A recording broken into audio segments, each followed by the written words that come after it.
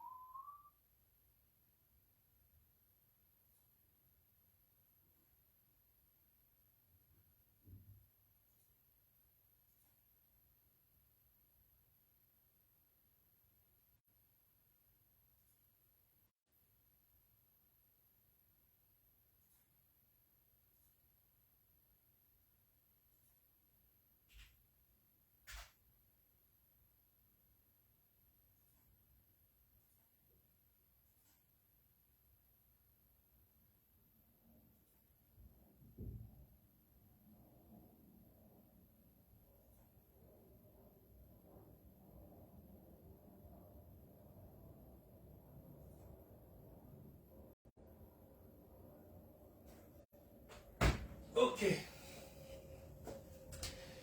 Bonsoir, bonsoir à toutes et bonsoir à tous. Merci pour ceux qui se connectent maintenant. Merci.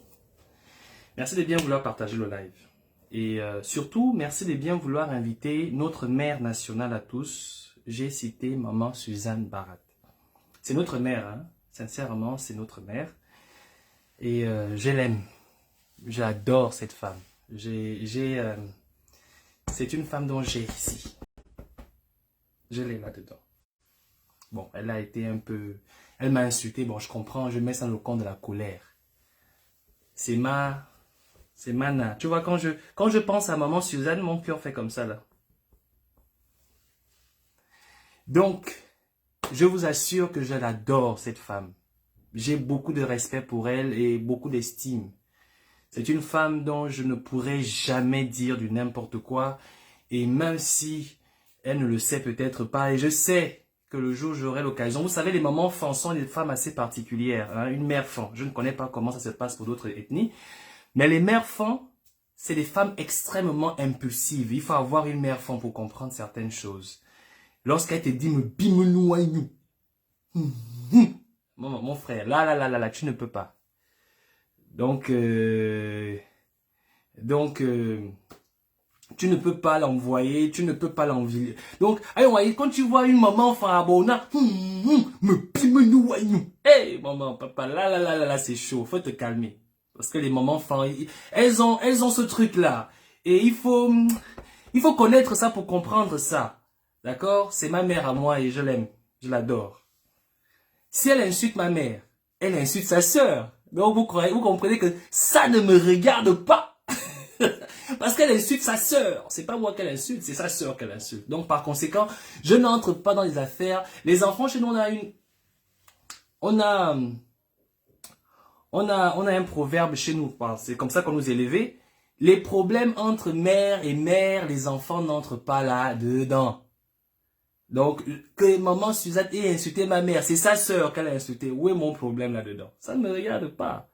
Parce que ça reste ma mère. D'accord? Bon alors, donc je vais revenir, mais néanmoins, elle a parlé de politique. Et quand on parle de politique, à ce moment, on est obligé de répondre parce que ça concerne tout le monde. Donc, je demande déjà à ceux qui se connectent de maintenant de bien vouloir partager le live. Parce que ce live sera vraiment assez exhaustif sur beaucoup de choses qui ont été dites dans son live. Mais il est temps pour moi de me de m'exprimer sur certains sujets que je n'ai jamais voulu exprimer parce que je me suis dit, ça ne servait à rien, c'était une perte de temps. Donc, merci de bien vouloir partager, mais surtout, merci de bien vouloir inviter ma maman du cœur. Parce que il faut qu'elle m'écoute, il ne faut pas qu'elle m'écoute. Je ne voulais pas qu'on ait un lien, un live interposé. Voilà pourquoi je me suis proposé de venir à son live, d'abord de l'écouter et ensuite de lui donner ce que je pense comme point de vue. Mais maman a dit, elle ne veut pas que je parle. Et c'est vrai, quand une mère parle, l'enfant ne parle pas. Ça, c'est dans le cadre familial. Mais là, nous sommes en politique, c'est différent. Parce que lorsqu'on est en politique, le discours et le débat, il est permis de tous. Alors, j'avais dit depuis le départ que je ne viendrai jamais porter une réponse sur les personnes qui attaquent Bertrand Zivi. Parce que j'estime que Bertrand Zivi est un homme politique et en tant que tel, il a l'argument pour pouvoir répondre à ses détracteurs. Je l'ai dit. Et donc, je ne changerai pas cela. Et ma rencontre avec Bertrand Zivi n'a absolument rien à voir avec les attaques en la personne de Bertrand Zivi. C'est une démarche citoyenne. Bertrand a le droit de rencontrer tous les Gabonais et je pense que la base, quand il partait du Gabon, c'était de rencontrer tous les Gabonais. Vrai ou faux?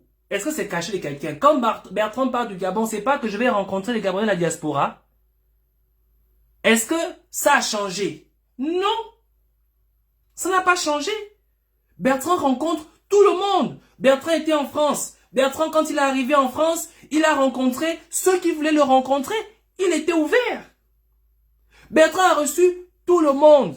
Même ceux qui sont allés le retrouver à l'hôtel pour raconter ce qu'ils ont raconté là. Je préfère pas entrer dans le détail là. Parce que si j'allais dans le détail là, ça va se gaspiller. Je connais ma soeur, elle va péter les câbles, elle va aller dans tous les sens. Mais je ne vais rien dire sur ça. Notre conversation reste privé entre lui et moi. Donc Bertrand a rencontré tout le monde. Tout le monde. Et il est disposé toujours à rencontrer tout le monde. Mais ça n'a pas changé dans son processus. Bertrand n'a jamais dit que je ne vais pas rencontrer les Gabonais. Il a dit je vais rencontrer les Gabonais de la diaspora pour les remercier du soutien qu'ils ont eu à mon égard. Maman Suzanne, tu as dit moi-même, je t'ai soutenu. Mais Bertrand est venu en France pour te remercier. Moi, c'est là où moi je ne comprends pas, vous les mamans enfants. Ça, c'est la chose que je ne comprends pas. Votre niveau d'impulsivité, parfois, dépasse les bornes.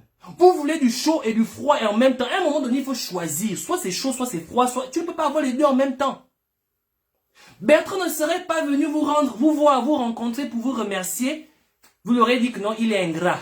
Il n'est pas reconnaissant avec toutes les fois qu'on a marché sur le bitume. Maintenant que Bertrand vient vous rencontrer, vous dites non que c'est un vendu. Comment il a fait pour sortir de prison? Comment ceci? Comment cela? Aka! Mais un moment, hein? Vous savez, vous connaissez ce qu'on appelle les frères musulmans. S'il vous plaît, partagez le live. Et invitez-moi maman Suzanne. Je veux voir maman Suzanne sur ce live-là, s'il vous plaît. Il faut que je vois maman.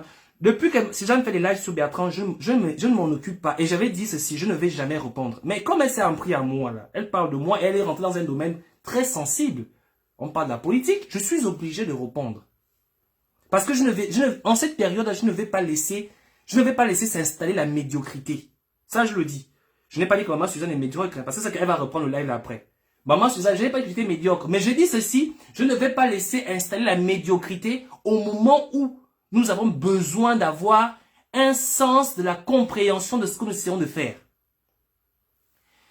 N'a-t-on pas dit que du dialogue jaillissait la lumière? Je suis universitaire, c'est vrai, mais je ne me sens pas plus intelligent que qui que ce soit. Quand je fais ce que je fais, j'essaie de retransmettre ce que j'ai appris. L'homme ne peut donner que ce qu'il a reçu. Donc, si vous avez un complexe du fait de ma façon de faire ou de ma façon de m'exprimer, je ne sais pas parler français. Vous voyez souvent comment je fais souvent des fautes de vocabulaire. Parce que déjà, le turc, il n'y a que le turc là-dedans, le turc. Ben ça, j'ai turc konuşuyorum yani. Başka bir dil konuşamıyorum. Türkçe, Fransızca bile konuşamıyorum. Benim ana dilimi konuşamıyorum. İngilizce bile konuşamıyorum. Ça, c'est Türkçe konuşuyorum. Je ne parle que le turc.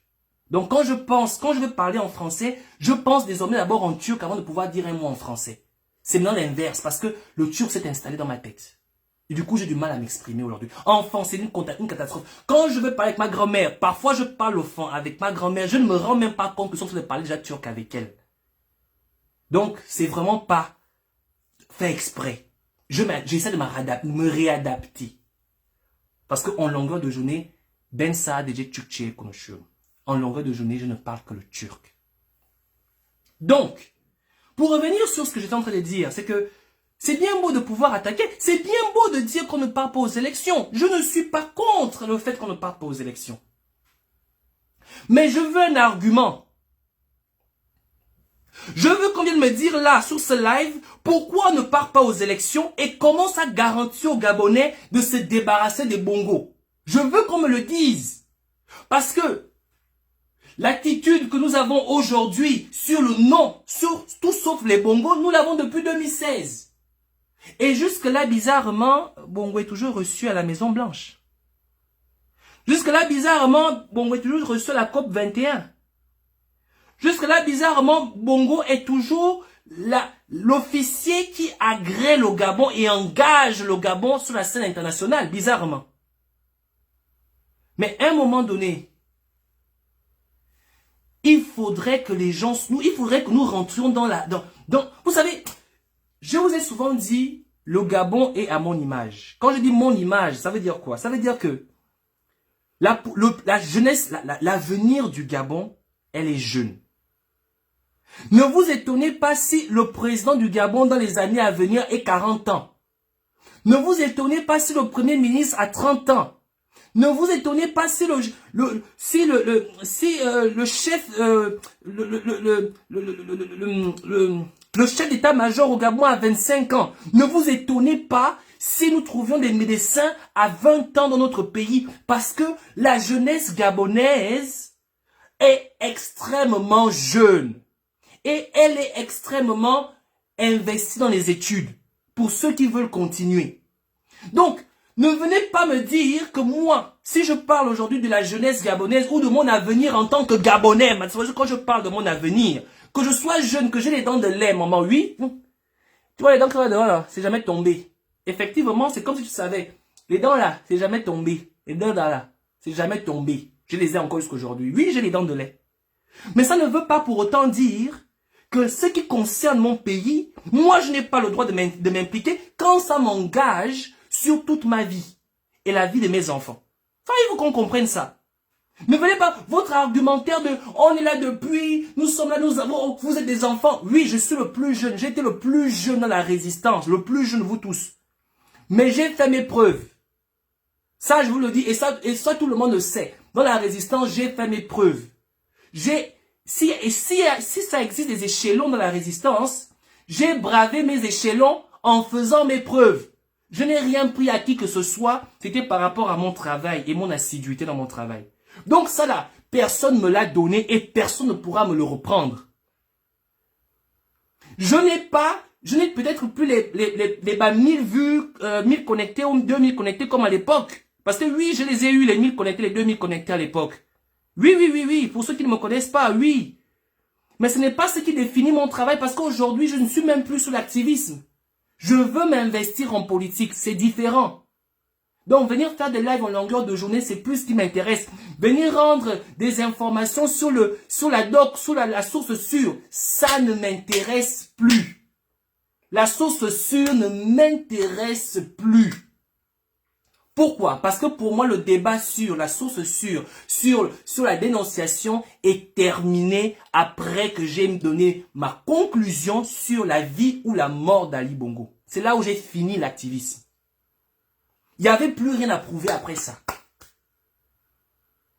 Alors, avant d'aller très vite, parce qu'il y a beaucoup de choses qui ont été dites et il faudrait que je revienne là-dessus. Je vais d'abord revenir sur un sujet entretenu, nourri, chéri, bercé par certains Gabonais ou certains résistants.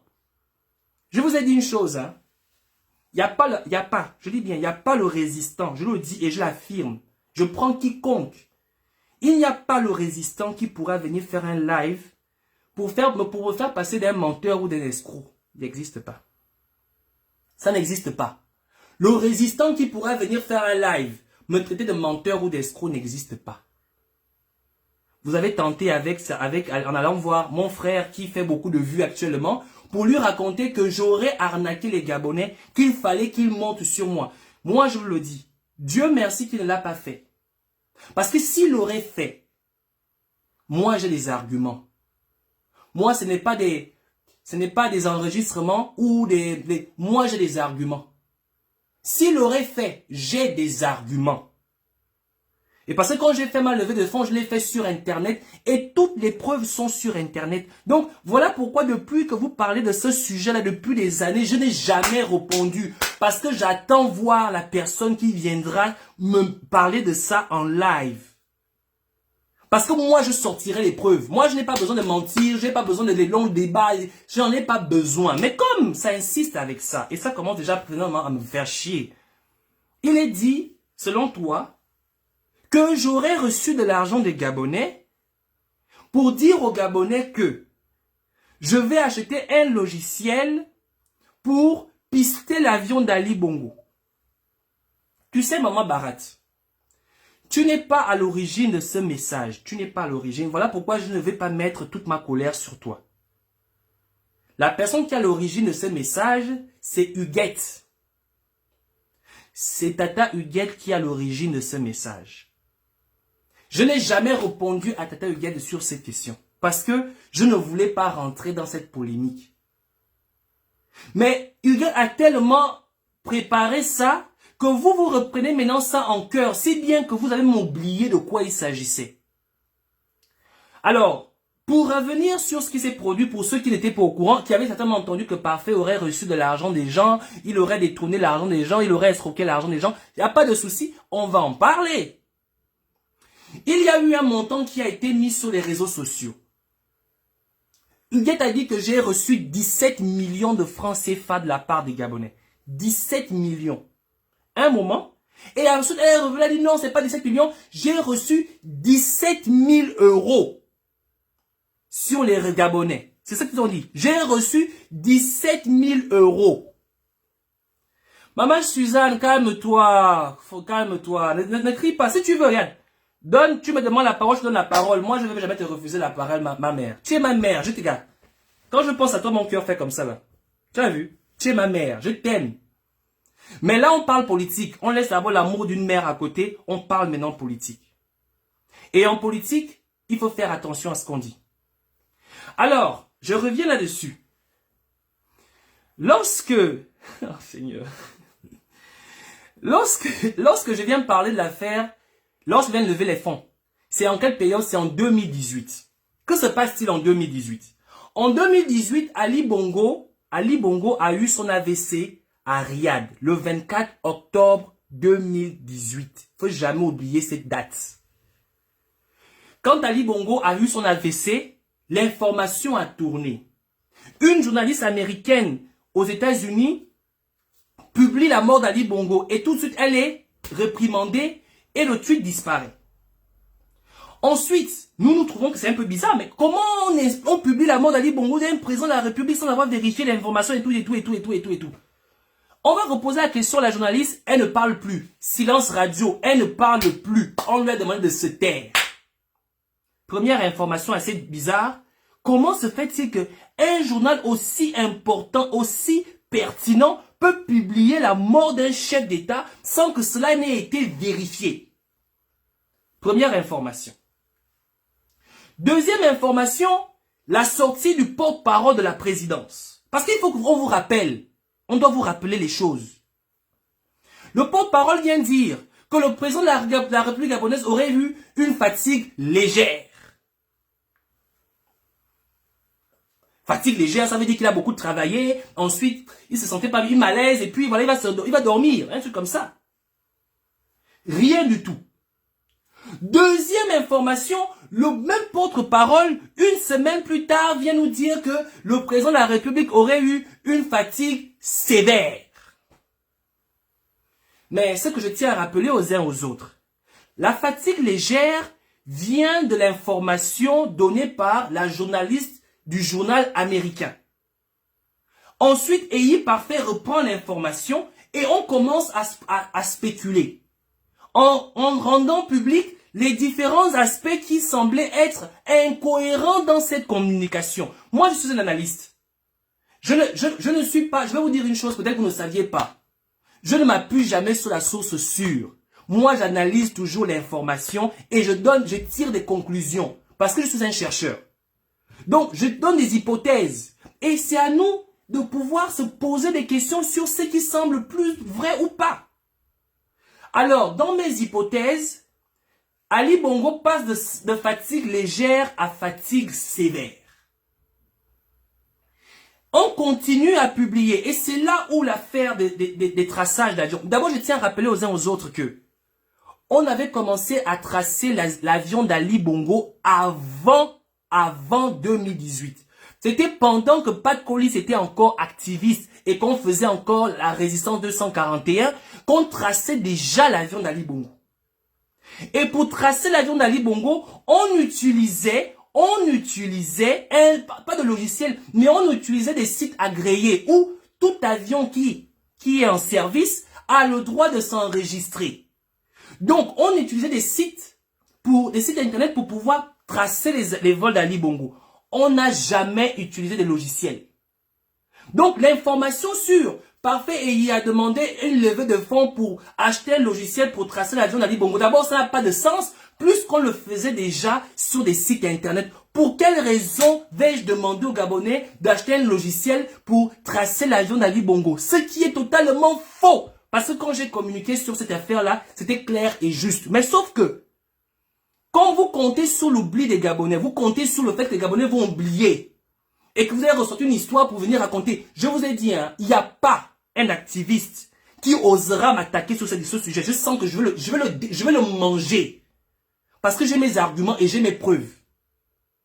Ensuite, Parfait, il continue. Dans la même montée, que se passe-t-il? Dans la même montée de la disparition d'Ali Bongo, il y a un événement qui se produit à Libreville. Événement entretenu par la Lettre du Continent, Jeune Afrique. Il s'agissait de qui? Il s'agissait de la montée de Frédéric au moment où Ali Bongo était hors service. Jeune Afrique publie le frère d'Ali Bongo, la solution au problème. Il va enfin sécuriser le pouvoir de son frère. La Lettre du Continent publie Frédéric Bongo est en train de se préparer pour prendre le pouvoir. Effectivement, c'était déjà organisé au Gabon. Et ils ont écrit un mot. Frédéric Bongo, le Saint-Cyrien, est en train de se préparer pour prendre le pouvoir au Gabon. Et c'est là où je commence à m'intéresser sur Frédéric Bongo. À l'époque, j'ai utilisé ce Mac. Voici mon ordinateur que j'ai depuis des années. Le Mac que vous voyez là, c'est ce que j'utilisais à l'époque. Et donc, je m'intéresse à Frédéric Bongo. Et je commence à creuser sur Frédéric Bongo parce que je commence à faire des analyses. Des analyses sur la Lettre du Continent en disant qu'il y a clairement une orientation du discours et de l'opinion sur la personne de Frédéric Bongo pour préparer le peuple à l'accès au pouvoir de Frédéric Bongo à l'absence de son frère. Est-ce qu'aujourd'hui, Frédéric Bongo n'a pas été chassé parce qu'il voulait prendre le pouvoir par la force? Et Parfait, il n'a pas parlé de ça. Je n'ai pas dit que Frédéric Bongo essaie de prendre le pouvoir. Je n'ai pas démontré dans les textes écrits par la Lettre du Continent que Frédéric Bongo est en train de préparer l'opinion. Alors, lorsque je commence à le faire, quand je vous dis que la Lettre du Continent, il faut de l'argent. Quand on vous parle de Jeune Afrique, il faut de l'argent. Donc, ces personnes avaient assez d'argent de mettre en place des personnes, soit à la présidence de la République, soit ailleurs, pour attaquer le réseau que j'avais. J'avais un réseau étudiant. Je n'avais qu'un petit routeur à la maison, un réseau ouvert, donc n'importe qui pouvait m'attaquer. Quand on fait un live, lorsque tu fais un live, pour ceux qui ne font pas informatique, il faut que je vous l'explique. Lorsque vous faites un live, ou lorsque vous appelez en téléphone, vous appelez sur Facebook par exemple, ou sur WhatsApp. Vous savez, sur WhatsApp, il y a un code, il y a des gens qui on parle de appel crypté, la clé cryptée. Donc, on crypte les appels. Pourquoi on crypte les appels? C'est récent. À l'époque, il n'y avait pas des appels cryptés sur WhatsApp. À l'époque, quand tu appelles sur WhatsApp, l'appel peut être intercepté. Quand tu fais un live, comme je fais là, mes canaux, donc ma connexion est ouverte. N'importe qui peut écrire un commentaire, peut facilement remontrer sur mon adresse IP et facilement attaquer mon réseau informatique. Ce qui expliquait la raison pour laquelle on attaquait les réseaux des activistes pendant les lives. Messieurs, j'ai commencé avec Ali Bongo. Je suis tombé sur Frédéric Bongo. J'ai démontré que Frédéric était en train de présenter à prendre le pouvoir. Ce n'était pas la source sûre. Je faisais des lives édités. Mes lives étaient édités. On était à 1000, 2000 personnes connectées. Vous êtes tous là. Ceux qui étaient là. Maman Suzanne, tu étais. Mon ascension dans la résistance ne s'est pas faite parce que, comme tu me traites dedans de lait, mon ascension ne s'est pas faite comme ça. Elle s'est faite à ce moment-là. Ma pertinence dans ce sujet-là. Ces sujets étaient pertinents. Ça a fait en sorte que les gens me suivaient. Je n'avais pas de page. J'avais un compte Facebook comme tout le monde. Mais on faisait les 2000 personnes connectées, 3000 personnes connectées. Il y avait pas d'activité qui était plus connectée, qui avait plus de connexions que moi. À cette époque-là. Je ne faisais pas le Congo ça. Je faisais de l'analyse en live. Et c'est cette analyse-là qui a emmené les gens à être d'accord et à être avec moi. Ce qui vient se faire, c'est que pendant un live que je parlais où je parlais du diplôme que Frédéric Bongo a eu à Saint-Cyr. Le diplôme que Frédéric Bongo a eu à Saint-Cyr. Ce live avait été préparé par des personnes qui ne sont plus de ce monde-là. Un colonel gabonais, un monsieur Miennet, qui n'est plus de ce monde-là. Je ne vais pas citer son nom par respect pour sa famille. Il m'avait aidé, il m'avait énormément orienté. Il était exilé en France. Ceux qui le connaissent le connaissent. Un ancien homme des armes. Il m'avait énormément aidé. Parce que c'est lui qui m'avait demandé, parfait. Voilà où tu dois aller te renseigner sur le diplôme de Frédéric Bongo. Ce monsieur-là m'avait aidé. Ceux qui le connaissent le connaissent. Un homme, je dis un homme miennet, un ancien colonel de l'armée gabonaise ou de la police. Mais un homme, vous le connaissez, il est mort récemment, il est décédé. Ça peut être 1 an ou à peu près 2 ans. Ce monsieur m'avait énormément aidé, mais je ne vais pas citer son nom parce que, par respect pour sa famille. Donc, c'est là où il m'envoie sur Saint-Cyr. Il me dit, va à Saint-Cyr. Parce que j'ai appelé, je demande, mais attends, Frédéric Bongo est Saint-Cyrien, moi je comprends pas. Frédéric Bongo a quel âge? Il a quel diplôme? Il est lieutenant-colonel, mais comment? Mais Frédéric Bongo n'a même pas le diplôme d'état-major. Mais comment Frédéric Bongo fait pour être Saint-Cyrien? C'est là où il m'explique que Frédéric Bongo était gendarme. Frédéric Bongo a été envoyé à l'école militaire de Saint-Cyr. Pas en tant que haut officier pour passer l'école de guerre. Mais pour passer un stage de 3 mois. Mais tout ça là, tu peux vérifier. Et il m'avait donné le nom d'un officier que je devais contacter au niveau de Saint-Cyr pour pouvoir rentrer dans les archives des différents diplômés africains à Saint-Cyr. Et lorsque je commence cette démarche, je rentre dans le réseau en question. Je découvre que Frédéric Bongo n'avait jamais eu un diplôme d'école de guerre. Frédéric Bongo a eu une attestation en tant que, à l'époque, j'avais même appelé ça marmiton, mais en tant que magasinier à Saint-Cyr. Son nom était bel et bien affiché. Et j'ai fait le live et j'ai présenté ça. C'est ce qui a créé la crédibilité du peuple gabonais à ma personne. C'est ce qui m'a permis de remonter, qui a permis mon ascension dans la résistance. Du factuel, pas le Congo ça, le factuel. Alors, à ce moment, qu'est-ce qui se passe? Les réseaux se mettent en activité, on attaque mon système et c'est ce qui a causé ceci. Depuis 2018, ce live où nous étions tous connectés, il y avait près de 2000 personnes connectées ce jour-là. Nous étions tous connectés. Je vous prends tous à témoin. Tous les activistes qui me connaissent, je les prends à témoin. Les gens qui viennent me faire passer pour un menteur, les Ngonju, tous, vous étiez tous connectés ce jour-là. lorsque mon ordinateur s'était arrêté en plein live, vous étiez tous connectés. Depuis ce live, mon ordinateur ne s'est plus jamais rallumé. Il est là, vous voyez. J'ai pu allumer, il ne s'est plus jamais réallumé. En plein live, ça s'est passé devant vous. Ce n'est pas, on a dit, le live là est encore disponible. Mon ordinateur s'était allumé, arrêté. Il ne s'est plus jamais réallumé pendant ce live. Et lorsque mon ordinateur s'arrête, je prends pour témoin Adèle. Adèle que vous connaissez là, Adèle qui est en France, oui. Je prends pour témoin le général du... comment tu l'appelles pas le général, je dis non le général. Malcolm du Mapan, qui m'avait proposé de basculer sur sa page. En plein live, Malcolm du Mapan me dit, parfait, bascule sur ma page. Viens faire le live sur ma page. Adèle me dit, parfait, fais le live aussi sur ma page. Plusieurs activistes m'ont demandé d'aller faire le live sur leur page parce qu'ils avaient vu ce qui s'était passé en live. Cet ordinateur, je l'ai encore ici. Vous savez pourquoi je le garde encore? Pourquoi? Parce que dans cet ordinateur, il se trouve toute une panoplie de ma recherche doctorale se retrouve là-dedans. Tout, c'est dedans là.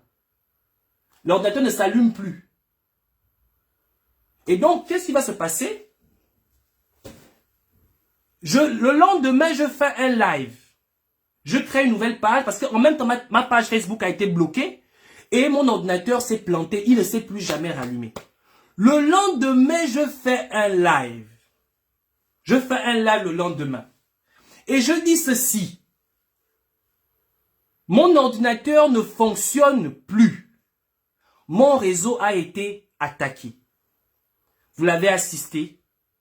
Je demande une aide pour que je puisse réacheter un nouveau matériel informatique. Tout ce que je dis, c'est sur Internet. Le live est encore disponible. C'est en 2018. Allez-y fouiller. Et lorsque je fais cette publication, tout le monde, c'est-à-dire que je vous ai parlé d'abord d'une question où tout le monde, les gens me suivaient énormément. Et tout le monde s'est manifesté. Les lives sont encore disponibles. Tout le monde s'est manifesté. Je n'avais pas mis de lien Litchi. Il n'y avait pas de lien. Puisque on m'attaquait régulièrement, je ne voulais pas mettre de lien Litchi pour pouvoir inciter les gens à venir envoyer leur argent parce que je ne savais pas qui était derrière cette attaque. Donc, je ne pouvais pas prendre le risque. Donc, les gens m'ont envoyé de l'argent par Western et MoneyGram. Par Western et MoneyGram. Il faut revenir dans l'histoire. Moi, ne ment pas sur moi. Il y a des gens qui sont allés voir mon ami, mon frère que vous connaissez, qui a beaucoup de vues là, pour faire un live, pour me reprocher ou pour me mettre au tribunal. Mais je vous dis, j'attendais qu'il le fasse. S'il l'aurait fait, j'aurais espéré qu'il y ait les arguments. Mais moi, ne ment pas sur moi. Et heureusement qu'il est venu me voir, il m'a expliqué ce qui se passe. Et on s'est expliqué, on s'est compris. Alors, je reviens alors sur ce que je disais. Donc, qu'est-ce qui s'est passé? J'ai levé à la première semaine de cette levée de fonds, à la première semaine, j'ai levé 3000 € à la première semaine. 3000 € à la première semaine. Et à chaque fois que je faisais les lives, puisque les gens envoyaient leur argent par Western et MoneyGram, quand je faisais les lives, je disais aux gens la somme que j'ai déjà reçue. Parce que pourquoi je précise Western et MoneyGram? Pourquoi je précise Western et MoneyGram? Vous allez comprendre pourquoi. Parce que j'avais besoin d'une somme bien précise. J'avais besoin à peu près de 6000 €. Pourquoi 6000 €? Je vais vous expliquer. Je devais acheter un ordinateur, mais un ordinateur monté. Pas un ordinateur acheté, non, un ordinateur que je devais monter moi-même. En même temps, j'utilise cet ordinateur, je suis un informaticien. Donc si je veux m'acheter un ordinateur, je ne vais pas m'acheter de la merde. Et quand je sais à qui j'ai affaire, je veux m'acheter un ordinateur. J'ai choisi un ordinateur que moi-même j'ai monté. Je devais acheter un certain matériel informatique pour pouvoir sécuriser mon réseau. Ça coûtait assez cher. En Turquie, je tiens à le rappeler pour ceux qui ne le savent pas, le matériel informatique en Turquie, c'est 2 fois le prix à l'étranger.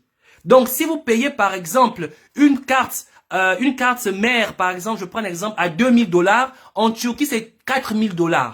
Ceux qui se vivent en Turquie vous diront que l'électronique en Turquie, c'est 2 fois le prix à l'étranger. Donc, il me fallait 6000 $ pour pouvoir acheter tout mon matériel et le terminer. Le matériel, là, il est là. Je l'ai depuis 2018 et il est là. Voilà le matériel en question. Il est là. Toujours. Il est là. Depuis 2018, il est là. Le matériel que je me suis acheté. Donc, si ce n'était pas l'objectif, je ne l'aurais pas acheté. Je serais allé boire le vin avec. Mais depuis 2018, j'ai ce matériel. Il m'a permis de pouvoir terminer mon doctorat. Je l'ai là avec moi. Je l'ai là. C'est ce matériel. Il est là. Donc, je n'ai jamais pris l'argent des Gabonais pour aller acheter un logiciel pour traquer l'avion d'Ali Bongo. C'est faux et je ne l'ai jamais dit. J'ai dit que j'avais besoin d'un nouveau matériel informatique et c'est ce que je me suis acheté. Mais c'est pas fini. Parce qu'il faut que vous compreniez pourquoi les gens ont la douleur sur cet argent. Et je vais revenir là-dessus, c'est très important. Donc, première semaine, j'ai 3000 €. Je fais un live, j'ai dit au moment, nous sommes à 3000 €. Et je dis ceci. Je suis content de voir que tellement de personnes, parce que je vous dis que les gens se sont manifestés de partout. Du Gabon, les gens m'envoient de l'argent. Des États-Unis, les gens m'envoient de l'argent. De la France, les gens m'envoient de l'argent. Des gens m'envoient de l'argent de partout. Il y avait des mamans qui prenaient les 15 €, les 10 €. Tu imagines une mère qui va faire un western de 10 €. Vous imaginez une maman qui va faire un western de 15 €. Vous imaginez une maman qui va faire un western de 20 €. J'ai reçu ça. Mais vous savez le problème avec les westerns et les monogrammes, c'est que tu as un nombre de westerns et de monogrammes à recevoir, un nombre bien précis à recevoir en un mois. Tu ne peux pas dépasser ce nombre-là. Tu ne peux pas dépasser cette somme. La deuxième semaine, je dis bien la deuxième semaine de ma levée de fonds, nous sommes à 6000 €. La deuxième semaine. Nous sommes à 6000 €.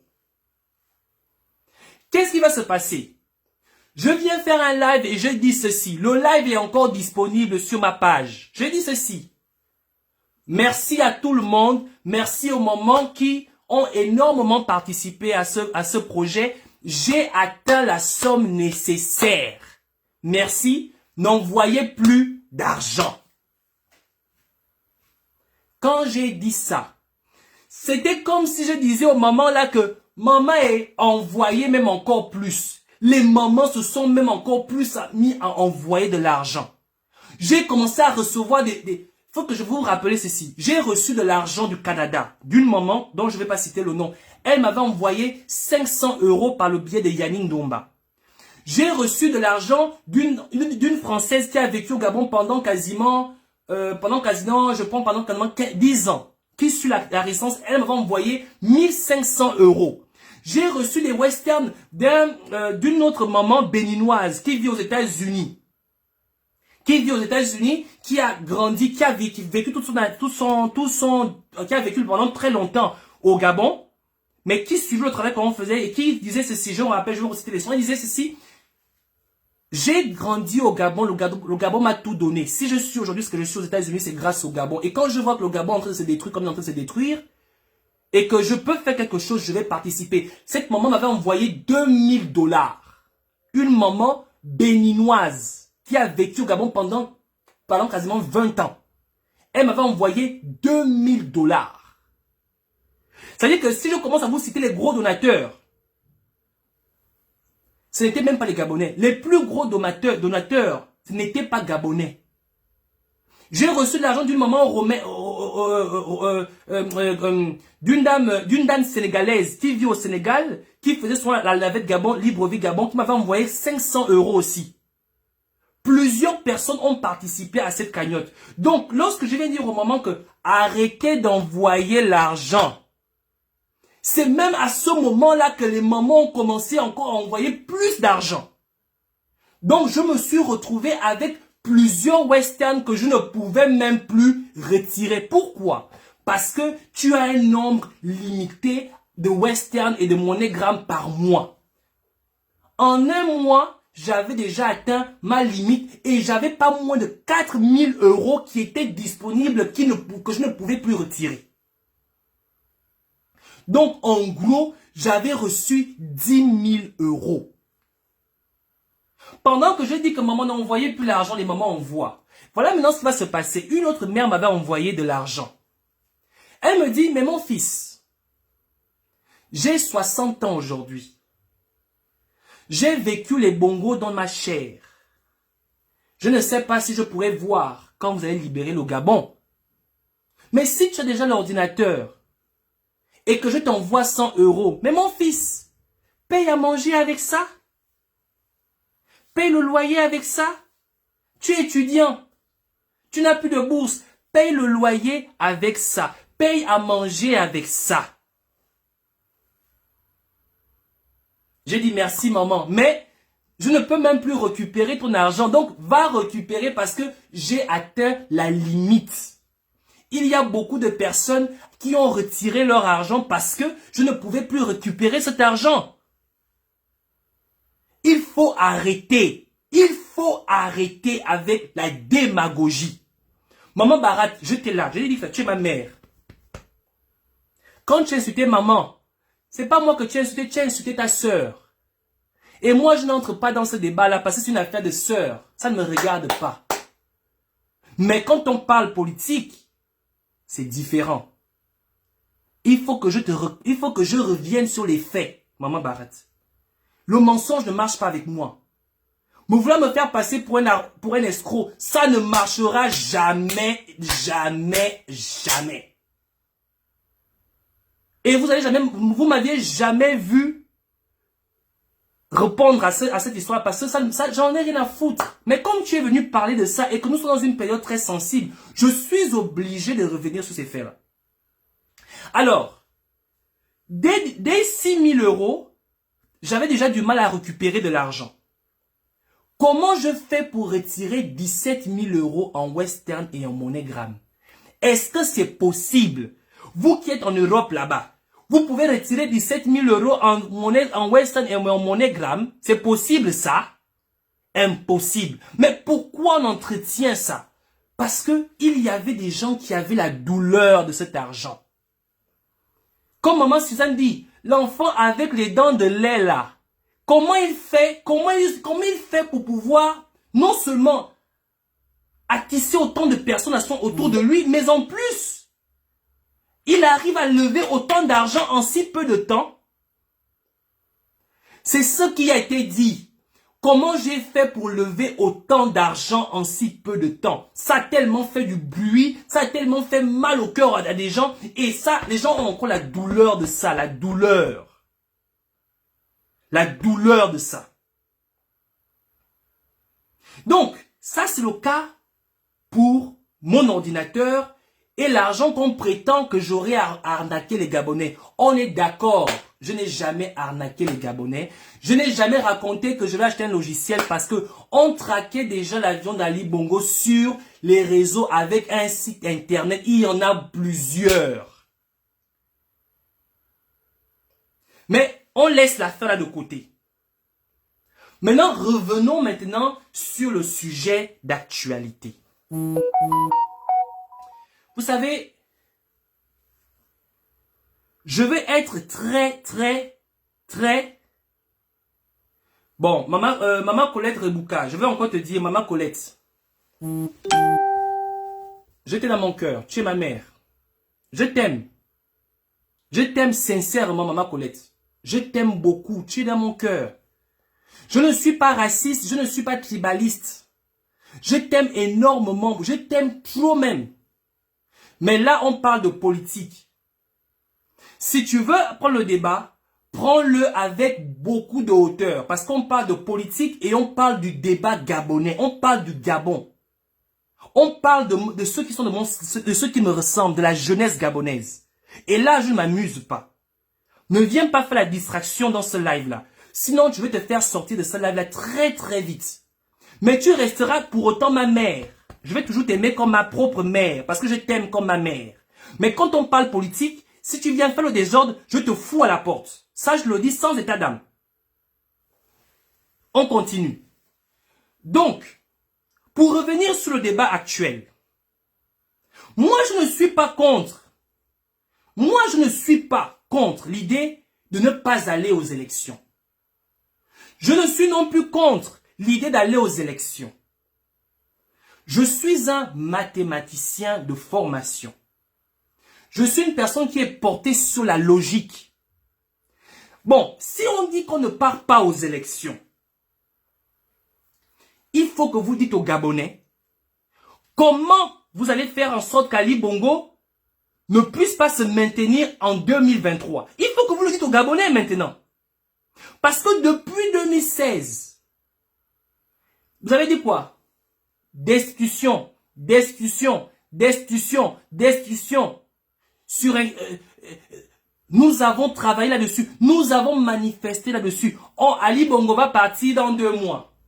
Ali Bongo va partir dans 3 mois. Ping va prendre le pouvoir dans 4 mois. Ping va prendre le pouvoir en janvier. Ping va prendre le pouvoir le 1er décembre. Ping prendra le pouvoir le 1er mars. Ping prendra... Pendant 6 ans, j'ai transmis ce message. J'ai été le perroquet de ce message. Je me suis mis sur ce message. J'ai communiqué sur ce message. Tu ne peux pas. Ping, depuis 6 ans, nous avons communiqué. Ping prend le pouvoir en décembre. La source sûre a dit que Ping va prendre le pouvoir en janvier. Pendant 6 ans. Pendant 6 ans, 6. Nous avons fait cela. Pourquoi je viens péter les câbles avec Ping? Pourquoi je viens barrer Ping de mon objectif? Pourquoi? Pour 2 raisons. La première raison, c'est celle-ci. Lorsque les événements se produisent, ce qui s'est produit en 2016 s'est produit. Ping, au lycée Nchorere dit aux Gabonais, rentrez chez vous. Rentrez chez vous. Je gère la situation. Et je vous promets que Ali Bongo ne va pas rester au pouvoir en 2017. Le 31 décembre 2017, Ali Bongo va libérer le pouvoir. Je vous parle de 2016. Rentrez chez vous, je ferai le reste. Le carnet d'adresse est disponible. Le plan B est en activité. En 2016, au moment où les Gabonais étaient prêts à en découdre avec Ali Bongo, c'est là où Ping vient faire un discours nous disant de rentrer chez nous. Les Gabonais sont rentrés chez eux. Les membres de l'opposition ont tous eu des interdictions de quitter le territoire gabonais. Plus personne ne pouvait sortir du territoire gabonais. Plus personne, ni Ping, ni qui que ce soit. Ils ne pouvaient plus bouger. On était là. Le 31 décembre 2016 est arrivé. Ali Bongo est toujours au pouvoir. Ping sort. Je vous dis que Ali va partir. Ali va dégager. Je suis le président élu. Ali va dégager. 1er janvier 2017. 1er avril 2017. 1er juin 2017. 31 décembre 2017. Ali Bongo ne sera plus président le 1er janvier 2018. Ali Bongo était là. Ensuite, Ping fait une sortie. Ping fait une sortie, je ne me rappelle plus la date, mais il fait une sortie et il vient dire aux Gabonais, il dit ceci à la télévision.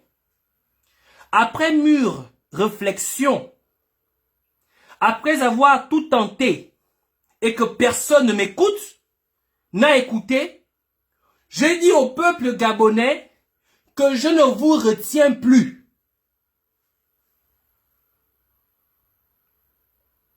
Il le dit quand les gens sont déjà passés à autre chose. Je dis au peuple gabonais que je ne vous retiens plus. Donc pour Ping dans sa tête, nous les Gabonais, qui voulions en découdre en 2016, nous étions des chiens. Des chiens tenus en laisse par lui. Et quand il ne trouve plus compte s'il ne trouve plus son compte, il devait nous détacher la laisse et nous dire Milou Chop. Donc nous étions des Gabonais, des chiens qu'on dit Milou Chop. On est des chiens. Maman Suzanne, j'ai les dents de lait, mais je ne suis pas un chien. Rebouka, j'ai les dents de lait, mais je ne suis pas un chien. Mes parents m'ont mis au monde comme étant la tête. Mes parents m'ont pas mis au monde comme étant la queue, comme étant la tête. Et personne ne va me monter dessus. Je dis bien personne. J'en ai rien à foutre que tu sois. Que tu sois Ping, que tu sois qui, j'en ai rien à cirer. Mes parents m'ont mis au monde pour être la tête et non pour être la queue. Je ne suis pas un chien. Moi, je ne suis pas un chien. Vous avez compris? Si Ping considère que vous êtes des chiens, moi je ne suis pas son chien. Je ne suis pas Milou qu'on dit Milou Chop. Moi, on ne me dit pas Milou Chop. Vous avez compris?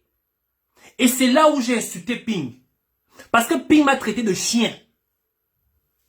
Ping m'a traité de chien et je l'ai insulté en retour. Parce qu'il m'a dit que je suis un chien. Mais Ping ne s'est pas arrêté là.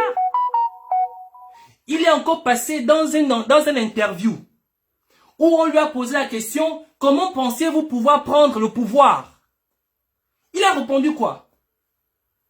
J'ai des partisans. Mes partisans, c'est ce qu'il dit. Mes partisans, il suffit d'un claquement de doigts. Et c'est fini.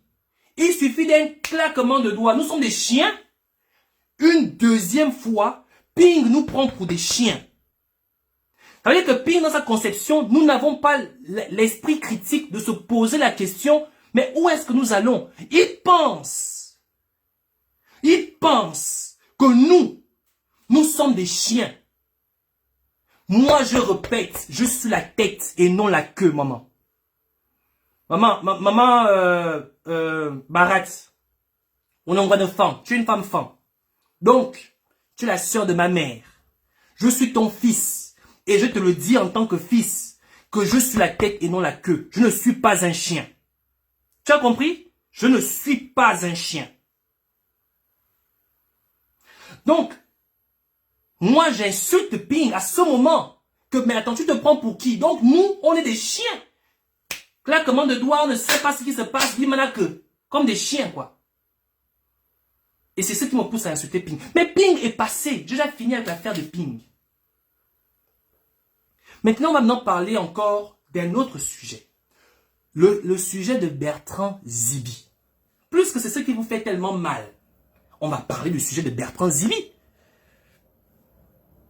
Je vous ai dit au départ que Bertrand Zibi, en partant du Gabon, a dit « Je vais rencontrer la diaspora pour la remercier du soutien qu'ils ont eu en ma personne. » Que Bertrand va se présenter aux élections, que Bertrand soit un cool mangeur, que Bertrand a tué les Gabonais, ça là. Vous avez appris que Bertrand était cool mangeur, c'était aujourd'hui. Quand Bertrand parlait dans tous les meetings de Ping, quand il faisait le tour du Gabon, Bertrand n'était pas cool mangeur à ce moment-là. Quand Bertrand a claqué la porte du PDG en humiliant Ali Bongo, qui a été applaudi par tous les Gabonais et repris par tous les Gabonais. Bertrand Ambe qui cool mon Dieu à ce moment-là. Il n'était pas cool mon Dieu à ce moment-là. Quand Bertrand Zibi, nous l'avons soutenu. Toi-même tu dis, maman Suzanne, que j'ai fait une banderole. Libérer Bertrand Zibi. À ce moment où on dit qu'Issiman, tu n'as pas pensé que Bertrand était un cool mon Dieu. Tu n'as pas pensé à ça. À ce moment-là. Quand nous manifestions au Trocadéro, où on mettait les photos des prisonniers politiques, tu dis maintenant, libérer les vrais prisonniers politiques. Donc Bertrand n'était pas un vrai prisonnier politique à ce moment-là. Bertrand est maintenant cool manager parce qu'il est venu en Europe pour vous remercier de votre soutien à son égard. Il y a un cool manager à ce moment-là. Vous savez, Maman Suzanne, tu sais que dans la résistance, il n'y a pas plus grand péteur de plomb que moi. Tu sais que pour aller au quart de tour, il n'y a pas plus grand péteur de plomb que moi. Moi, je réagis au quart de tour. Tu sais ça? Mais pourquoi je ne le fais plus? À un moment donné, lorsque je vais revenir sur un autre sujet, lorsque je perds mon ordinateur, je me rends compte que j'ai perdu tout parce que je dois soutenir. En 2018, je devais soutenir normalement en fin d'année. Pas soutenir, je devais passer mon examen qu'on appelle le Yeterli Sınav. Le Yeterli Sınav est un examen qu'on passe en Turquie lorsque tu fais le doctorat. C'est l'examen le plus difficile en Turquie. De tous les examens qu'on passe en Turquie, c'est le plus difficile. On l'appelle le Yeterli Sınav. C'est quoi le Yeterli Sınav? C'est un examen qui, avant de pouvoir aller commencer à écrire ta thèse, tu vas passer un examen d'aptitude. On va revoir toutes tes connaissances depuis la première année jusqu'en doctorat. Tout ce que tu as appris. Donc, c'est 5 professeurs qui viendront de différentes universités du pays pour t'interroger sur toutes les connaissances que tu as eues depuis la première année jusqu'en année doctorale. Donc, imaginez-vous combien de fois tu dois bûcher les leçons parce que tu ne sais pas où viendra la réponse. Tu ne sais pas où viendra la question. Donc, je dois préparer mon Yeterli Sınav. Je dois retrouver mes données parce que mon ordinateur est foutu. Mais en plus, s'il faut que je donne les détails, il faut que je donne les détails. Parce qu'il faut que vous compreniez pourquoi, alors que j'étais tellement suivi, soudainement, j'ai disparu des réseaux sociaux. Parce que ça a été dit qu'après avoir pris l'argent des Gabonais, j'ai fui de la résistance. J'étais venu en Turquie pour étudier. Je n'avais plus de bourse. Mon ordinateur est perdu. J'ai perdu la plupart de mes données. Alors, qu'est-ce qui va se passer? Il faut que je trouve un moyen pour pouvoir retrouver mes données. Alors, les données, une partie de ces données étaient dans mon ordinateur, l'autre partie était à l'université. Mais la partie qui est à l'université est contrôlée et sécurisée par le gouvernement turc. Parce que je vais vous rappeler une chose. Lorsque tu es étudiant en doctorat en Turquie, dans une université, qu'elle soit publique ou privée, tout ce que tu fais comme recherche... Oh là là, mon téléphone va s'arrêter. Attendez un instant. Attendez un instant. Oh là là là là là là là. Là, c'est la merde. C'est la merde. C'est la merde. On va faire comment là?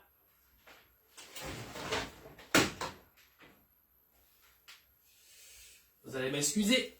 L'ordinateur téléphone va s'arrêter. Oh là là là là là là là. Ok. On va essayer de voir, ça va terminer. Je serai plus long. Bientôt je termine.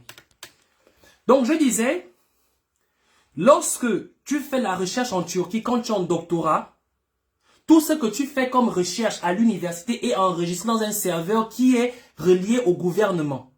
Donc, toute information sur ma recherche était déjà scellée au gouvernement. Je suis resté pendant toute cette période à essayer de récolter ces données. Donc, je ne pouvais plus aller à l'école. Non, je ne pouvais plus faire des lives parce qu'il fallait que je retrouve mes données. Mais en plus, une partie de ma recherche était tellement sensible que je ne pouvais pas me retrouver avec ça dans mon ordinateur. Pour comprendre la partie de la recherche qui était sensible, je vous donne à vous qui êtes connectés, écrivez sur Google TB2.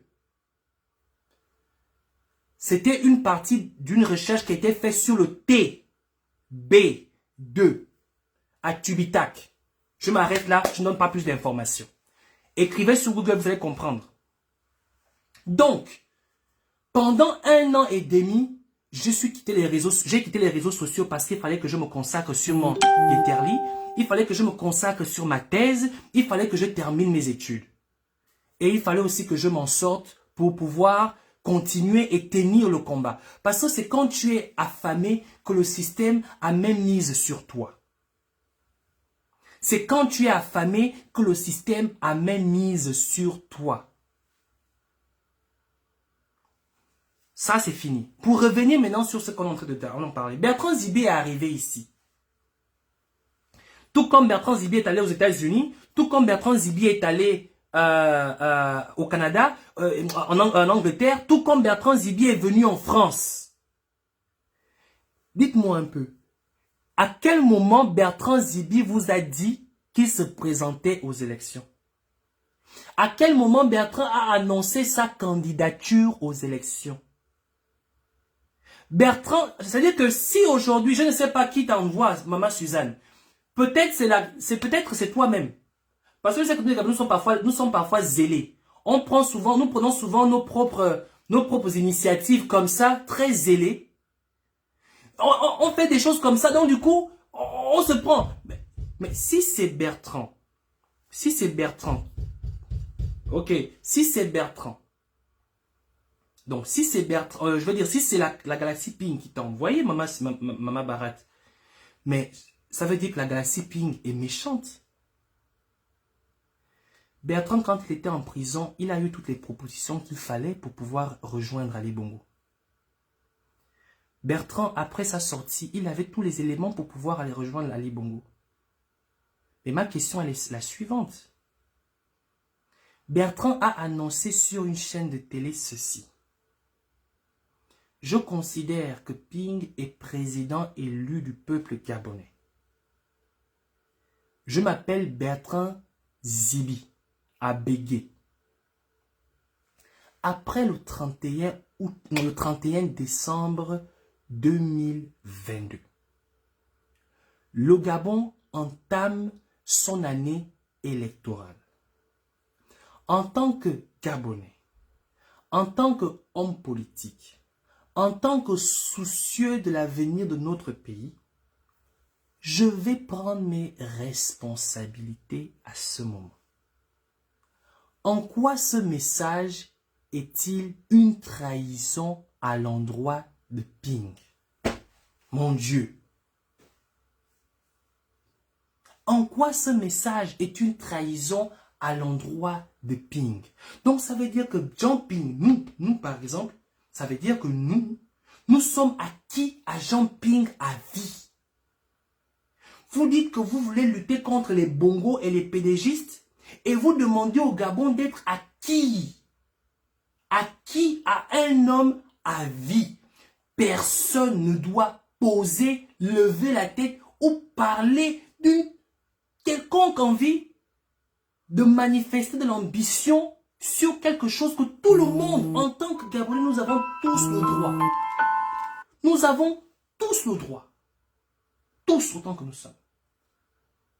Donc, Jean Ping, on ne peut plus dire que moi, en tant que Gabonais, après mûre réflexion, en tant qu'intelligence aussi du Gabon, comme toutes les autres intelligences, je vais prendre mes responsabilités. En quoi Bertrand Zibi a-t-il pris la place de Ping? En quoi Bertrand Zibi a-t-il pris la place d'un opposant ou de Baro Chambrier ou de Laurence Ndong? Ou en quoi Bertrand Zibi a-t-il pris la place de quelqu'un? S'il vous plaît. Même si vous avez la douleur de la personne, même si vous voulez détruire la personne, même si ça vous fait mal, mais soyez objectif dans votre haine. C'est de la haine gratuite que vous nourrissez parce que je n'ai pas dit que Bertrand Zibi est la personne qu'il faut. Mais je dis ceci. Si vous deviez vous en prendre à Bertrand Zibi, si vous voulez vous en prendre à Bertrand Zibi, ça veut dire que vous devriez sortir l'argument qui va convaincre tout le monde. L'argument que Bertrand Zibi est un cool mangeur, c'est un faux argument parce que Bertrand Zibi était déjà cool mangeur quand Ping lui donnait la parole, quand il faisait le tour du Wellington. L'argument que Bertrand Zibi était un cool mangeur, c'est un faux débat. Car Bertrand Zibi était déjà cool mangeur quand il démissionne du PDG devant tout le monde et que nous avons relayé. L'argument que Bertrand Zibi est un cool mangeur est un faux débat. Quand Bertrand Zibi vient s'exprimer à TV+, où il annonce, où il parle aux Gabonais, aux jeunes des bas quartiers. C'était un faux débat. L'argument sur lequel Bertrand Zibi était c'était un faux débat quand on le soutenait. Quand on le soutenait sur les réseaux sociaux. Quand on le soutenait sur les réseaux sociaux, c'était un faux débat. Donc arrêtez. Arrêtez ça. Je dis bien, arrêtez ça. Arrêtez. Donc, je vais vous le dire et je termine par là. Il faut que certains d'entre nous, nous avons trop de haine inutile. Et j'ai discuté avec Bertrand, je vais te dire, maman Suzanne, et je termine par là. Bertrand Zibi n'a aucune animosité avec toi. Sincèrement, je te conseille même de l'appeler et discuter avec lui. Il m'a même dit que j'ai appelé même Suzanne. Suzanne m'a rejeté et elle s'est précipitée d'aller. C'est-à-dire que ce que tu as fait tout à l'heure là, pendant que tu t'en lâches, je dis, maman Suzanne, est-ce que tu me permets de pouvoir m'exprimer puisque tu parles de moi? Est-ce que tu me permets de pouvoir m'exprimer pour qu'on ait un débat? On ait un échange. Tu m'as insulté. Bertrand a dit qu'il t'a appelé de la même manière. Dès que tu as su que c'était lui, tu l'as aussi insulté et tu t'es précipité d'aller faire un live qui t'a appelé. Mais maman, calme les organes. Nous sommes en politique. En politique, on ne met pas les organes. En politique, c'est l'argument. L'argument est la seule arme qu'on utilise en politique. Je suis peut-être encore jeune avec les dents de lait, mais j'ai très vite fait le temps d'apprendre qu'en politique, on ne met pas les organes. En politique, c'est la stratégie, c'est l'information, c'est le renseignement et c'est comment me positionner par rapport à telle information ou telle information. C'est ça la politique. Si moi je ne fais plus de live pour venir dénoncer la source sûre ou ce que j'ai eu comme résultat, comme information ou comme renseignement, c'est parce que j'utilise mon renseignement, mon information pour me positionner et savoir comment agir ou ne pas agir. Quand tu rentres en politique, on ne dit plus tout. On ne dit plus tout. Bertrand Zibi n'est pas un activiste. C'est un homme politique. C'est vous qui m'avez fait savoir. Quand je m'ai exprimé sur Eyegendon, vous m'avez dit que parfait, tais-toi. Eyegendon, c'est un homme politique. Toi, tu es un activiste. Donc, Bertrand Zibi, c'est un homme politique, ce n'est pas un activiste. Il n'a pas à venir vous dire comment est-ce qu'il travaille sa stratégie. Et moi, je n'ai pas à vous dire, vous rendre public, qu'est-ce que nous avons reçu, que nous avons eu comme entretien ou comme conversation. Puisqu'il a sa stratégie politique. Et il m'a simplement dit que ma stratégie est en cours de téléchargement. D'ici peu, tu sauras. Donc, j'attends. J'attends. Comment il s'appelle? Privan Gomo a dit, nous irons aux élections, mais nous n'irons pas seulement gagner les élections, mais nous allons aussi nous en prendre aux intérêts du marionnettiste. Sa stratégie, il a présenté des arguments qui ont du sens. Mais je ne viendrai pas dire à Privat que ton argumentaire, alors qu'il a du sens, je le rejette. C'est sa stratégie en tant qu'homme politique. Donc moi, j'observe.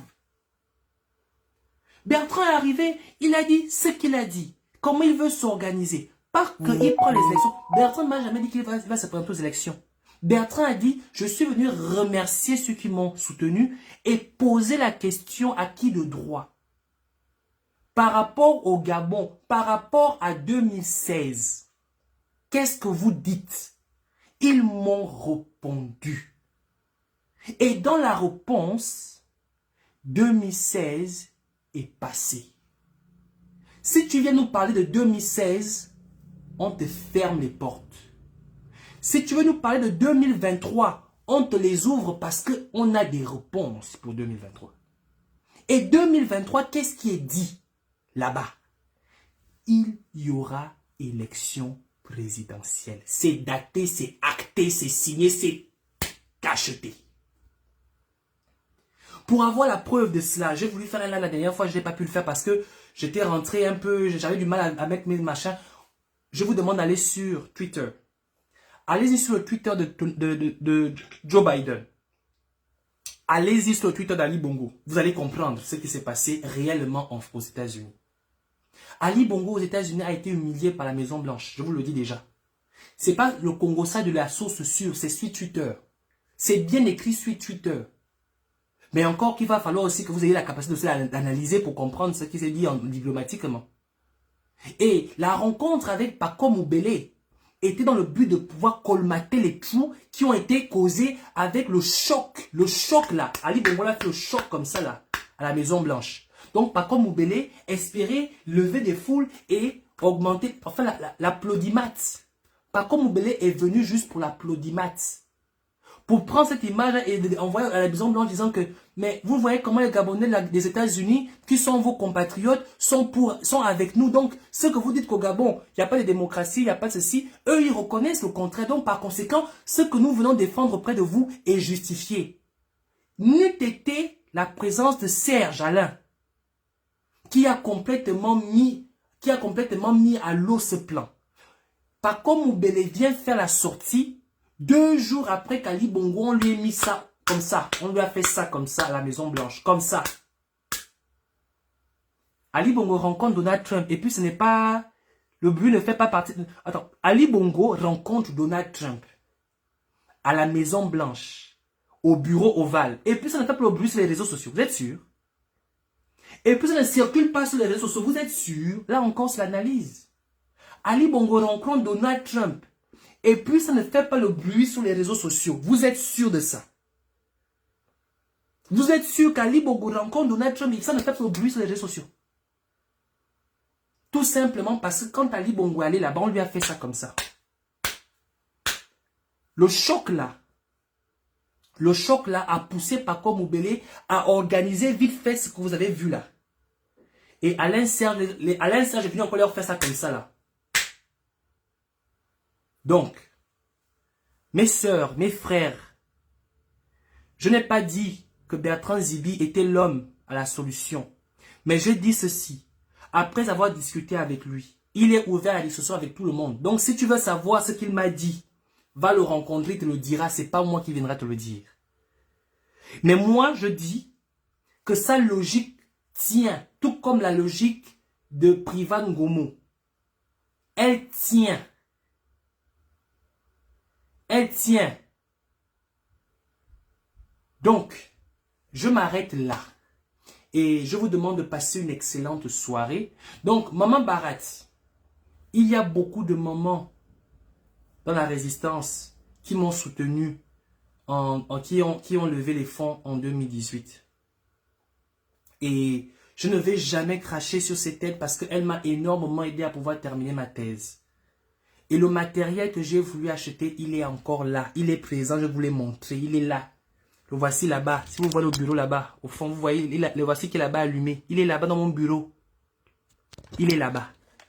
Je n'ai pas demandé de l'argent pour aller en boîte de nuit. J'ai demandé de l'argent pour payer du matériel informatique et j'ai payé ce matériel informatique. Les gens ont apprécié le travail que j'ai fait pendant tout ce temps. Pour me remercier, ils ont continué à m'envoyer de l'argent. Et ça s'est fait sur les réseaux sociaux. Pendant que je faisais le live, les mamans envoyaient. Pendant que je disais, les mamans ne donnez plus, c'est bon, ça me va, c'est déjà bon. Les mamans continuaient à envoyer. Ça fait mal dans la résistance et c'est la raison pour laquelle on s'en prend jusqu'aujourd'hui à moi. Parce que les gens ont la douleur de cet argent. Mais je vais vous dire, cet argent-là, c'est à moi qu'on a donné. Je ne vous donne pas. Que vous ayez mal, que vous ayez mal, vous allez sécher, vous allez maigrir. Je ne vous donne rien. Vous avez compris? Je ne vous donne rien. Si une maman qui m'a donné, m'a dit que tiens mon fils, c'est pour toi. Mais moi, je ne suis pas là pour vous donner ça à vous, la résistance. C'est pour vous. Pourquoi vous avez la douleur comme ça? C'est quoi votre... C'est quoi? Le mauvais cœur ne marche pas, mes frères. Dans ce que nous faisons là, le mauvais cœur n'a aucun impact. Et je finis en disant ceci. Bertrand n'est pas dans la logique. Je dis ce qu'il m'a dit, c'est pas que je le défends. Il a dit ceci. Il ne veut pas de guerre avec qui que ce soit. Il ne va jamais vous répondre en contre-clash. Mais par contre, il est disposé et disponible à vous écouter. Il va vous écouter et il va vous répondre. Donc, si vous avez mal ou vous voulez vous poser, pourquoi? Mais moi, tu as dit des choses sur moi. Moi, je suis venu faire toi. Je t'ai appelé. Tu m'as rejeté. J'ai même insisté, maman et joyeux. J'ai même dit, joyeux Noël, maman. Ou maman t'es. Ah, là, on aussi. Mais dis-moi, ok, maman, ça c'est ça sont mes injures que j'envoie à Ali Bongo. C'est sûr que j'envoie à Ali Bongo, toi aussi. C'est pas pour toi. C'est juste que je dis souvent à Ali Bongo. On a dit, tu me dis, non, ça, on a dit, on me donne, c'est quoi? Ça, t'as bon.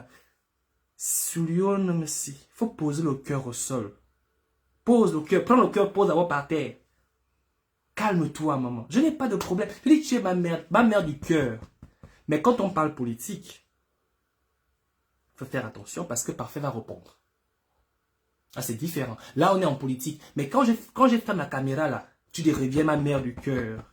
Ma mère à moi, ma mère chérie. Maintenant, si tu insultes ta propre soeur, tu insultes ta soeur, au moins. Les enfants ne se mêlent pas des choses des grandes personnes. Donc, ma mère, si tu insultes ta soeur, c'est ton affaire. Tu vas régler ça avec ta soeur. Parce qu'avec moi, tu parles politique. Tu ne parles pas des affaires des enfants, avec les parents, la mère. Non. Donc, calme-toi. Calme-toi. Et je finis par un dernier mot. Je sais que j'ai déjà dit plusieurs fois, je vais terminer. Juste vous poser une question. Pour la réponse, moi, je vais vous poser une question. Vous êtes conscient que le Gabon, est-ce que vous êtes conscient que le Gabon ne nous appartient plus à plus de 75%? Vous êtes conscient de ça? Est-ce que vous êtes au courant que depuis 2010, nous sommes en emprunt obligataire? Ça veut dire que nous allons prendre de l'argent de partout pour ne rien faire. Mais comment on fait pour nous remettre cet argent-là? Quand on va aux États-Unis, on va en Chine, on va en machin, on va prendre l'argent. Comment on fait pour nous remettre cet argent-là? Sur quelle base?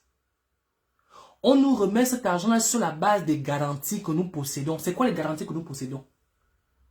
C'est notre pays. C'est notre forêt. C'est notre sous-sol. Sachez que le Gabon n'appartient plus aux Gabonais à 75%. Donc, notre territoire en tant que Gabonais, vous ne va dire, il nous reste que, je dis bien, il nous reste que 25%. Ce qui justifie que, écoutez bien, et je finis par là, ce qui justifie que, pour enlever Ali Bongo au pouvoir aujourd'hui, ça ne relève plus seulement du ressort du peuple gabonais, parce que nous ne possédons que 25% de notre pays. Ça relève du pouvoir de tous les autres partenaires ou propriétaires ou copropriétaires du Gabon actuel. La France, la Chine, les États-Unis, les Émirats arabes par le biais de la Banque islamique, le FMI, l'Angleterre est rentrée dans les petits papiers. Les Big Pharma anglaises ont déjà pris leur part dans la forêt. Donc, par conséquent, si vous voulez enlever Ali Bongo au pouvoir, que ça soit par l'élection, que ça soit par l'insurrection, tant que vous ne seriez pas d'accord malheureusement avec ces personnes-là, vous allez crier jusqu'à rien. Vous avez compris? D'où la politique des couloirs est le seul moyen réel et véritable que nous avons aujourd'hui. Si nous ne sommes pas qualifiés à le faire, si nous ne pouvons pas le faire, si nous n'avons pas la capacité à le faire, je vous dis que nous ne pourrions pas, je le répète encore, nous n'allons pas pouvoir prendre le pouvoir. Quelle que soit la démarche que nous allons avoir, l'insurrection, nous n'arriverons pas. La première, c'est la deuxième base militaire française en Afrique, c'est au Gabon. Donc, pendant que les Français vont défendre, vous pensez qu'ils vont vous laisser faire l'insurrection? Jamais. Donc, il faut qu'on trouve un moyen. Il faut qu'on trouve un moyen clair sur cette question. Alors, une personne me pose la question ici, là, que parfait, il faut nous édifier. Ali Bongo n'est plus mort ou pas? Bien. Alors, ça, c'est les questions. Voilà les questions que je voulais entendre. Voilà les questions que je veux entendre. On me pose la question, donc, Ali Bongo n'est plus mort parce que je suis à chaque fois Ali Bongo. Ok. C'est Joël Mamsi. Mamsi, je vais te répondre. Merci. Joël, je suis sûr que si tu me poses la question aujourd'hui, ça veut dire que tu as suivi mes lives à l'époque. Si tu te rappelles sur mon dernier live sur la question de la mort ou la vie d'Ali Bongo, j'avais dit ceci. Et c'est là où, et c'est même le dernier live que j'avais fait avant de pouvoir commencer à préparer ma thèse. Le dernier live. J'avais dit ceci. Un mensonge, il n'y a pas de petit mensonge, il n'y en a pas de grand mensonge. Un mensonge est un mensonge. Quand on part de fatigue légère à fatigue sévère, il y a déjà entre les deux un mensonge. Première question. Pourquoi un mensonge? Puisqu'Ali Bongo est humain. Et en tant que tel, il peut tomber malade, il peut avoir un malaise, il peut mourir. Pourquoi une fatigue part de légère à sévère? Donc, s'il y a déjà un mensonge, c'est qu'il y a une raison. Mais qu'est-ce qui justifie ce mensonge alors que dire aux gens qu'Ali Bongo a eu un AVC n'a rien de criminel, n'a rien de mal? Donc, le petit mensonge là, le premier mensonge là, nous emmène à nous poser des questions. Qu'est-ce qui se passe réellement? 1. Ensuite, Ali Bongo disparaît des radars pendant 3 à 4 mois. Personne ne sait où il est. Personne ne sait où il est. Il réapparaît, non, avant les 3-4 mois, avant ça. Donc, légère à passagère. Donc, nous sommes le 24 octobre 2018. Octobre, novembre, décembre. Donc, 3 mois, Ali Bongo disparaît des radars. 3 mois plus tard, on nous sort un homme devant un écran. Une vidéo fabriquée de toutes pièces. Et je fais la démonstration pour vous montrer que cette vidéo était truquée. On avait fait ça ensemble. Deuxième mensonge. Si Ali Bongo a eu une fatigue légère à sévère, premier mensonge qu'on n'a pas justifié, on laisse de côté, on met à côté. Mais Ali Bongo serait en forme. Comment justifier que si un homme est en forme, on nous fait une vidéo truquée comme guise de discours à la nation? Deuxième mensonge. Pourquoi une vidéo truquée alors que la personne est censée pouvoir s'exprimer?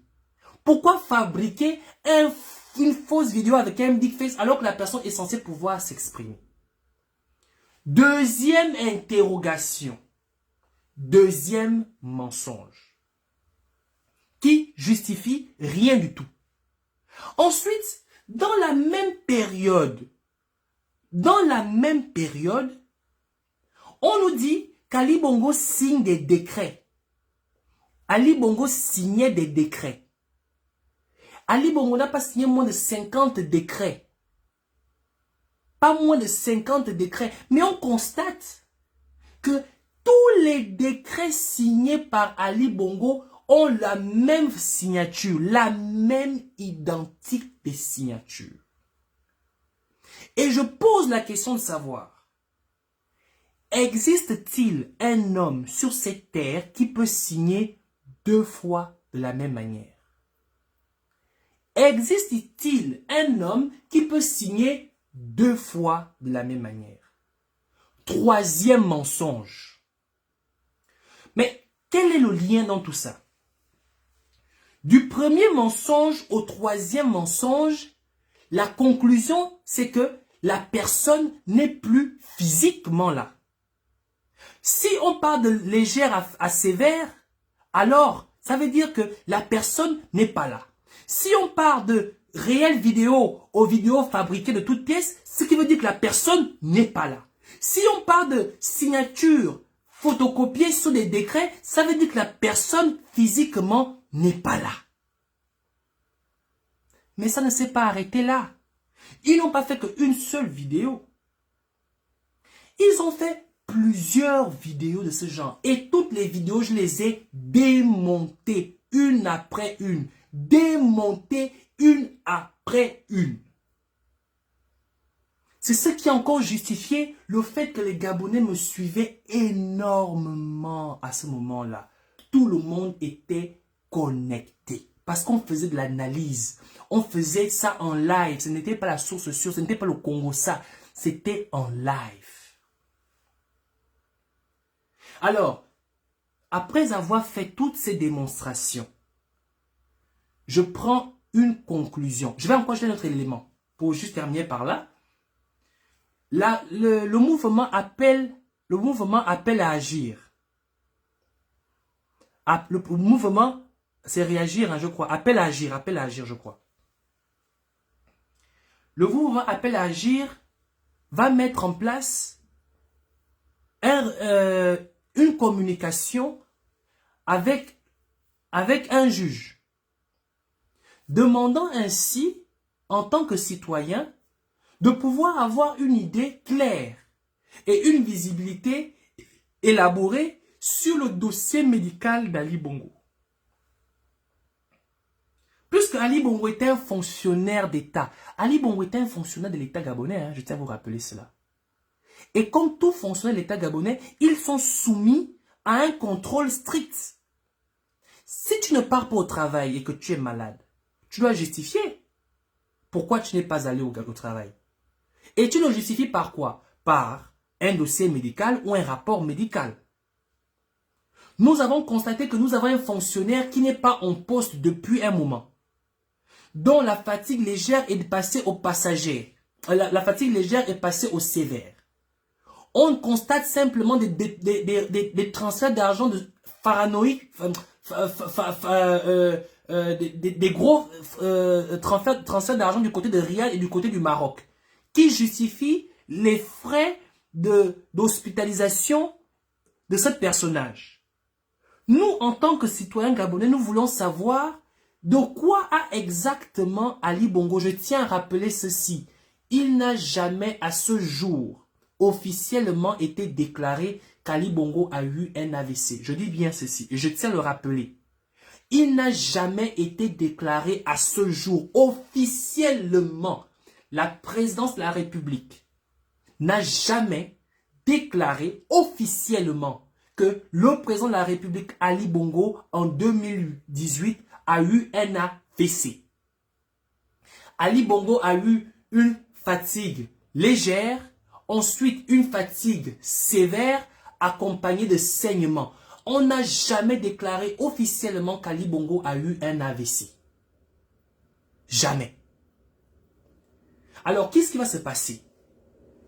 Le juge qui a accepté, qui a tenu la demande comme recevable, a été menacé et même a été viré. Ça, c'est la 4e anomalie. Et donc, je tire ma conclusion.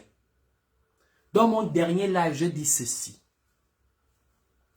Pour moi, Ali Bongo est bel et bien mort. Pour me prouver le contraire, en tant que Gabonais, j'exige, je dis bien, j'exige, je ne demande pas, j'exige en tant que Gabonais.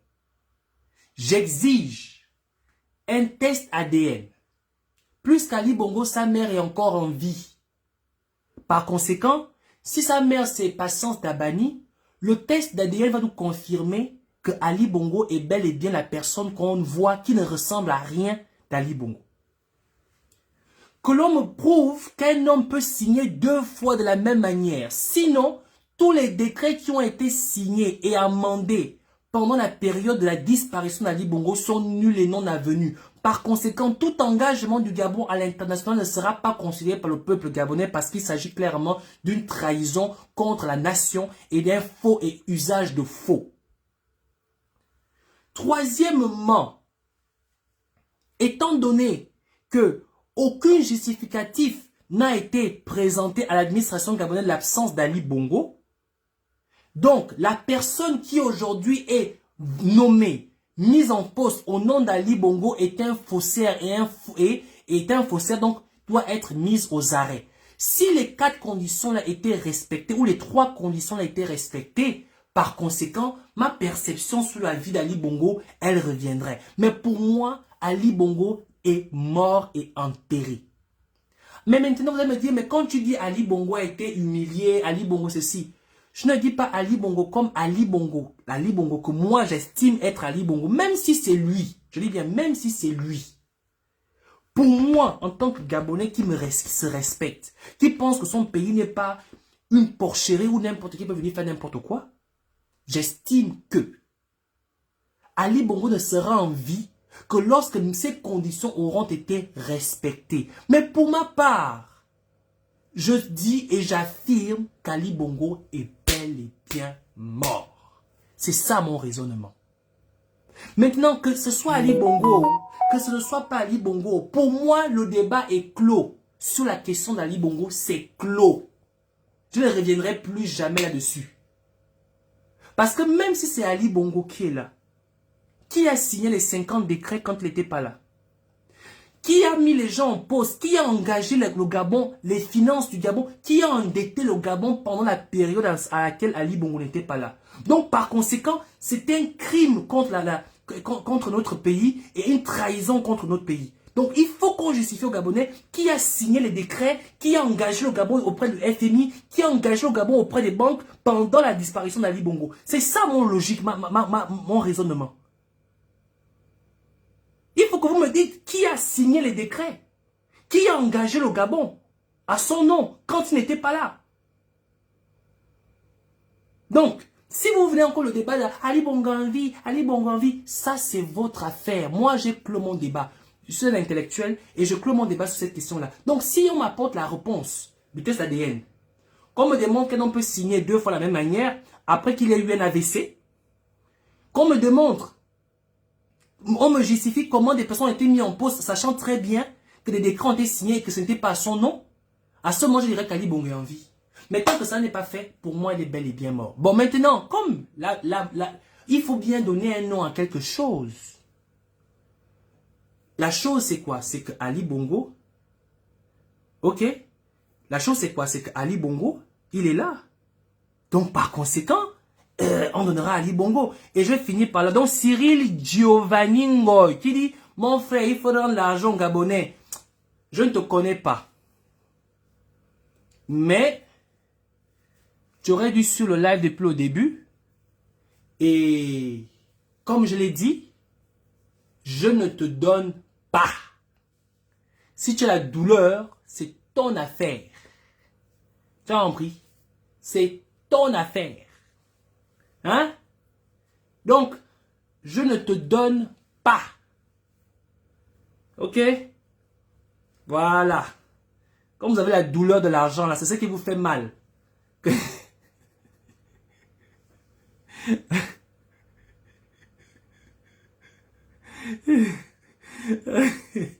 Bien, donc, j'ai terminé. Merci beaucoup à tous et à toutes.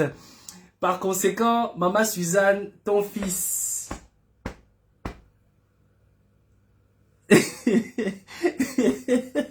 Maman Nathalie, ne réponds pas, pardon, je te connais, ne réponds pas, laisse l'enfant. Il n'a rien d'autre.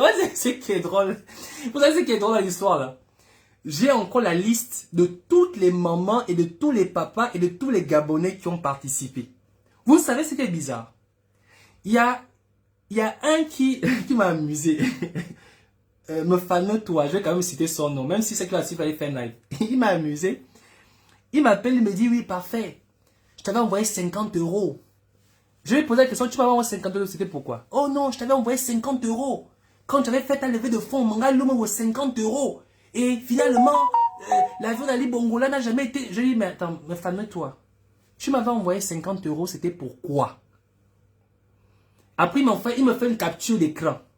Il m'envoie la capture, disant que voici la capture où je prouvais que je savais envoyer 50 euros. Je dis, mais justement, tu m'as envoyé 50 euros, c'était pourquoi?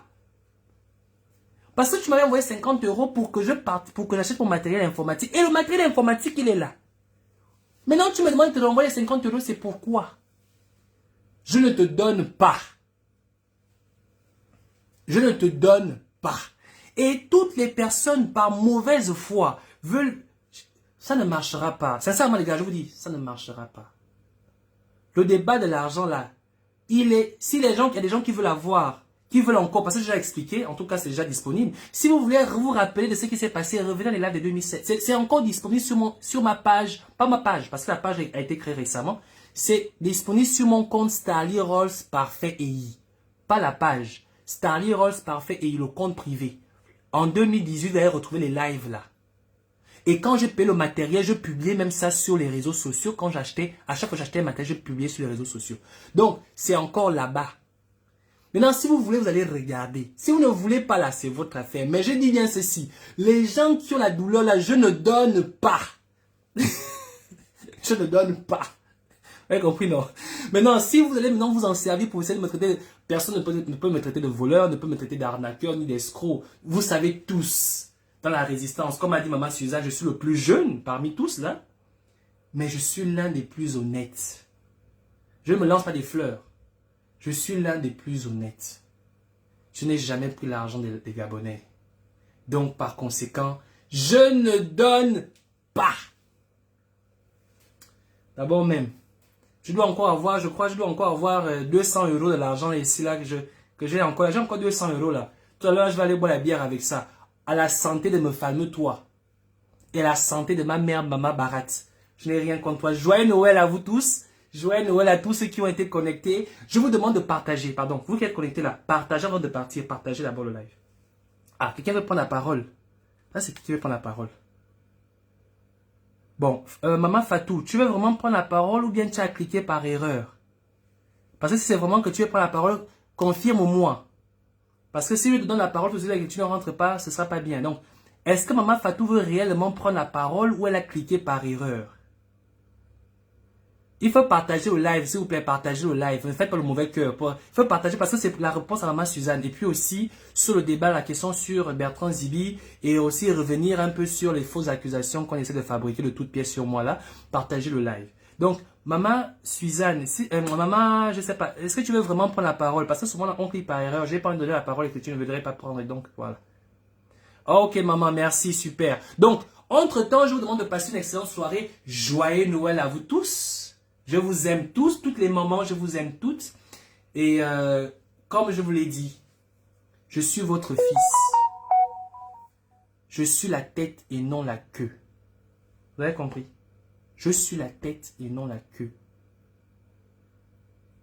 Faites-moi confiance.